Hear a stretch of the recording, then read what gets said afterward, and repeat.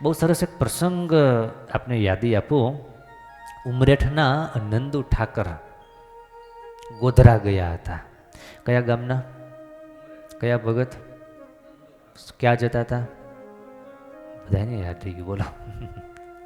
ગોધરા જતા હતા અને કામકાજે એને એવું હતું કે સાંજ સુધીમાં તો પાછો ઉમરેઠ પહોંચી જઈશ, પણ થોડું મોડું થયું અને સાંજ પડી ગઈ, અંધારું થઈ ગયું, રાતની અંધારી રાત હતી, રસ્તો થોડો ભૂલાઈ ગયો, ડરામણો રસ્તો હતો, થોડો ડર લાગવા લાગ્યો અને વિચાર થયો કે હવે મુસાફરી કરવા કરતાં એક જગ્યાએ રોકાઈ જવું સારું, કારણ કે મુસાફરી કરવામાં વધારે અટવાઈશ, એક તો રસ્તો ભૂલી ગયો છું અને વળી પાછો આમાં વધારે હેરાન થાઈશ. એટલે એક વૃક્ષને થડે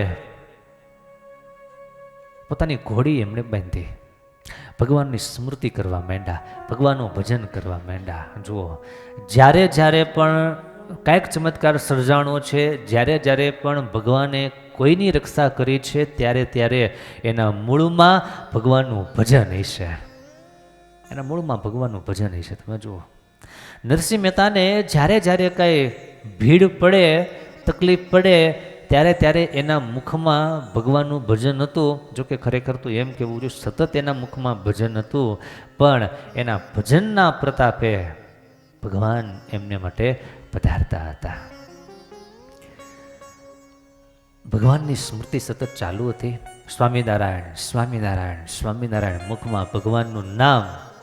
એને સાંભળી આવ્યું કે મહારાજ સભામાં વાત કરી હતી, આપતકાળ પડે ત્યારે ભગવાનને ખાસ સંભાળવા, એટલે આપત્તિ ન પડે ત્યારે ભગવાનને ન સંભાળવા. એમ આપત્તિ ન હોય ત્યારે તો ભગવાનને સંભાળવા જ, પણ આપત્તિ પડે ત્યારે તો ભગવાનને ખાસ સંભાળવા, ખાસ યાદ કરવા. ભગવાન રક્ષા કરે, આ શબ્દો એમના હૃદયમાં સ્થિર થઈ ગયા હતા, કોતરાઈ ગયા હતા. અને એ વચન યાદ આવતા, જો કથામાં બેઠા હોય, સત્સંગ સાંભળો હોય તો આવા શબ્દો પકડાઈ જાય, તો આવા શબ્દો કામ લાગી જાય. ભગવાન રક્ષા કરે એવો હૃદયમાં ભાવ અને ભગવાનનું ભજન કરવા લાગ્યા. એટલામાં એક કૂતરું ભસ્યું. કૂતરાને ભસવાનો અવાજ સાંભળી એ દિશામાં થોડી નજર કરી, ત્યાં થોડેક દૂર એક દીવો જોયો. એમને દીવાની જ્યોત ક્યાંક લાઇટ થતી હોય એણે જોયું કે અહીંયા ક્યાંક પ્રકાશ થાય છે, એક દીવો મસાલ કાંઈક હશે. વિચાર થયો કે ત્યાં કોઈક માણા હોવો જોઈએ. કોઈ દિવસ કોઈ સિંહે દીવો કર્યો? માણસ હોય ત્યાં દીવો હોય, માણસ હોય ત્યાં જ્યોત હોય. અને વાત એ બહુ સાચી હો, માણસ હોય ત્યાં પ્રકાશ હોય, દાનવ હોય, રાક્ષસ હોય, ત્યાં અંધકાર હોય. એટલે આપણે માણસ હોઈએ તો આપણે ચારેય બાજુ સત્કર્મનો પ્રકાશ, સદવિચારનો પ્રકાશ, સદવર્તનનો પ્રકાશ હોવો જોઈએ. એ માણસ હોવાની નિશાની છે. એ તો વાત એ આવે છે કે દીવો બળે છે માટે ત્યાં કોઈક માણસ હોવો જોઈએ, એવો એમને અંદાજ માંડ્યો. અને આધારે આગળ વધ્યા. ઘોડી અને રેખી છે અને પોતે ગયા એક પ્રકાશ પાસે. જ્યારે પ્રકાશ થતો હતો ત્યાં જોયું માણસો થોડા હતા. એને જોયું અને પૂછ્યું કે તમે કોણ છો? માણસોને જોયા કે અત્યારે તમે કંઈ મારી જેમ ભૂલા પડ્યા છો, શું છે, કોણ છો તમે? એટલે પેલા લોકોએ કીધું અમે સરકારી માણસ છીએ, અમે સરકારી માણસ છીએ. ત્યારે નંદુભાઈ કે અમને અહીંયા રાત રહેવા દેશો? અને થોડો ભરોસો થઈ ગયો ને. પોલીસને જોઈ અને સમાજનો કોઈ પણ નાનામાં નાનો માણસ એનો ભય ટળી જાય, એની બીક ટળી જાય તો એ પોલીસની સાર્થકતા છે. પોલીસને જોઈ અને ડર લાગે તો એ નિષ્ફળતા છે.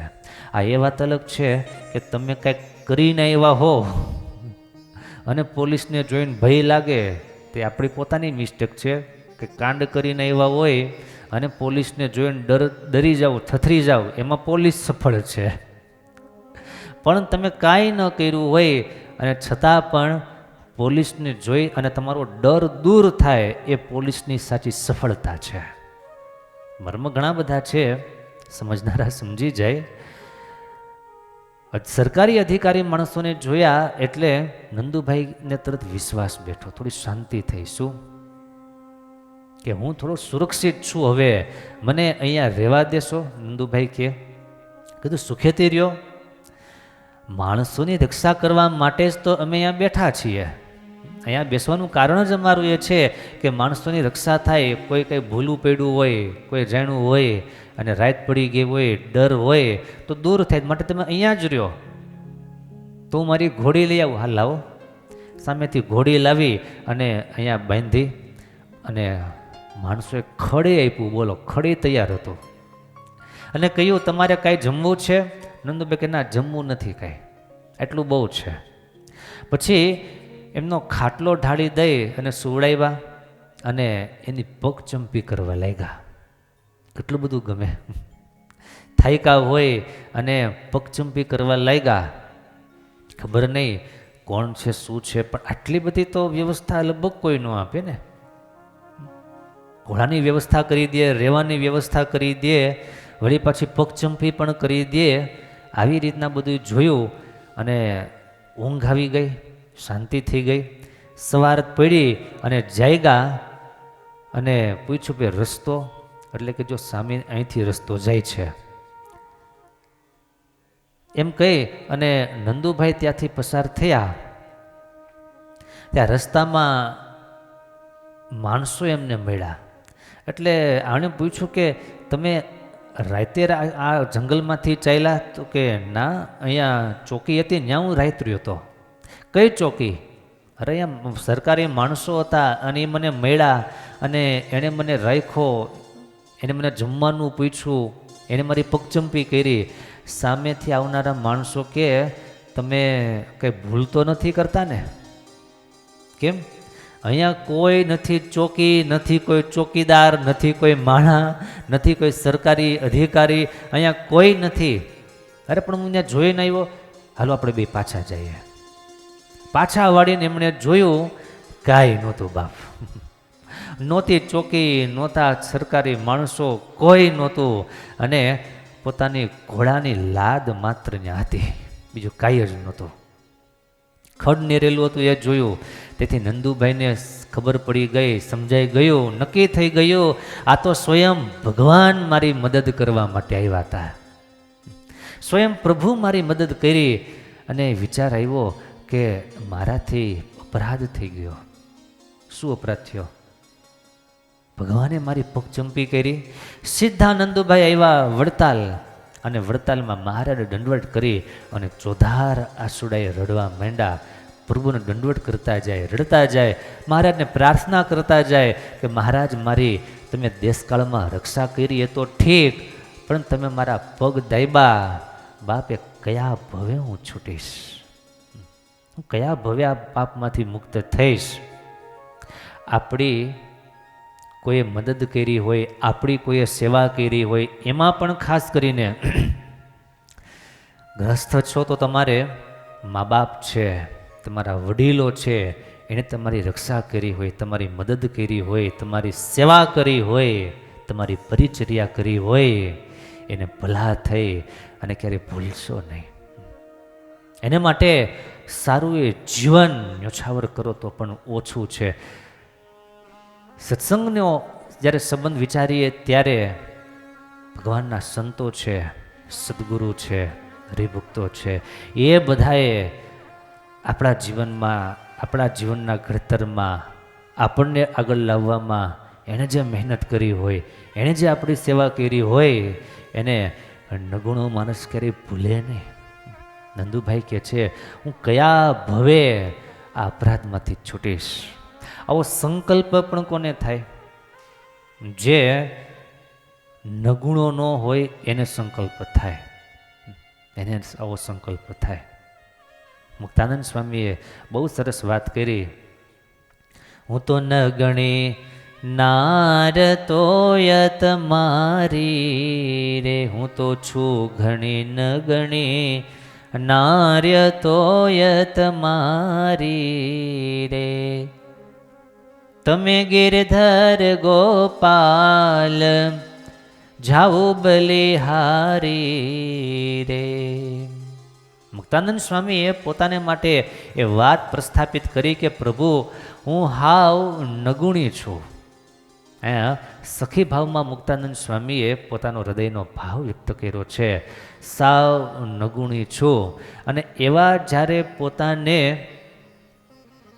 નગુણા જ્યારે મનાય ત્યારે જ અન્યનો ગુણ આવે, અન્યના પોતાના ઉપર ઉપકારો એને સમજી શકાય, સ્વીકારી શકાય અને ક્યારેય મન આઘું પાછું થાય નહીં. જેટલો પોતાને પોતાનામાં ગુણ મનાય એટલો એ સુખ, શાંતિ અને આનંદથી દૂર થઈ જાય છે. સારાએ વિશ્વનો વણલખો નિયમ છે. શું? જેટલો જેને પોતાનો ગુણ મનાય અથવા તો જેટલો જે પોતાને જ પૂર્ણ માને કે હું જ બધું સમજું છું, હું જ બધું જાણું છું, એવું જેને સમજાય એ માણસ આખી જિંદગી જ્યાં જાય ત્યાં દુઃખી થાય, હેરાન થાય અને વારે વારે એને ટેન્શન, વારે વારે ફ્રસ્ટ્રેશન, વારે વારે એવા જ વિચારો, જ્યાં જાય ત્યાં એને અશાંતિ રહે, જ્યાં જાય ત્યાં અણગમો રહે. કારણ માત્ર ને માત્ર પોતાની વિચારધારા છે, પોતાનું વ્યક્તિત્વ છે. માટે આ કથા આપણને સમજાવે છે. નંદુભાઈની કથા. મહારાજને કીધું કે મહારાજ તમે મારા પગ દાયબા, હું કયા અપરાધથી છૂટીશ? ત્યારે મહારાજ કે નંદુભાઈ ક્યારેક ક્યારેક ગુરુ પણ સેવકના પગ દાબે. સેવક તો ગુરુના પગ આખી જિંદગી દાબે, પણ ક્યારેક ગુરુ છે પણ સેવકના પગ દાબે. તમે મૂંઝાતા નહીં. અમે તમને તમામ અપરાધોમાંથી મુક્ત કરીએ છીએ. તમારી ઉપર કોઈ પણ અપરાધ રહેવા પામશે નહીં. આવી રીતે મહારાજે વાત કરી. નંદુભાઈ ઉપર મહારાજે હાથ ફેરવો, મહારાજે હાથ મૂક્યો અને નંદુભાઈને હૃદયમાં પરમ શાંતિ થઈ ગઈ. આહા, મારા મહારાજે કેવી કેવી મારી રક્ષા કરી, કેવા કેવા મને સુખ આપ્યા, કેવી કેવી મારી સંભાળ લીધી. આ કથામાંથી બીજો સુર હરિભક્તો એ પણ સમજી શકાય એવો છે કે ભગવાને મારી કેટલી લાજ રાખી છે, ભગવાને મારી કેટલી મુસીબતો, કેટલી તકલીફો દૂર કરી છે, ભગવાને મારું કેટલું જતન અને રક્ષણ કર્યું છે. જો એ ન માનું તો જ હું મોટો ગુનેગાર કહેવાઉં. શું? ભગવાને મારું કેટલું ધ્યાન રાખ્યું છે. આપણે એ ભગવાનના છીએ. નિષ્કુળાન સ્વામીએ બહુ સરસ વાત કરી.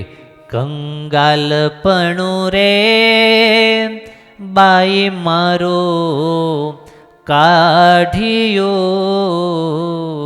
રે, કંગાલપણું રે એ બાઈ મારો કાઢિયો રે. દૂર કીધું દારિદરને દુઃખ રે, દૂર કીધું દારિદરને દુઃખ રે. સહજાનંદ સિંધુ રે આજ મારે ઉલટ્યા રે. સહજાનંદ સિંધુ રે આજ મારે ઉલટ્યા રે. કોણ લખે છે?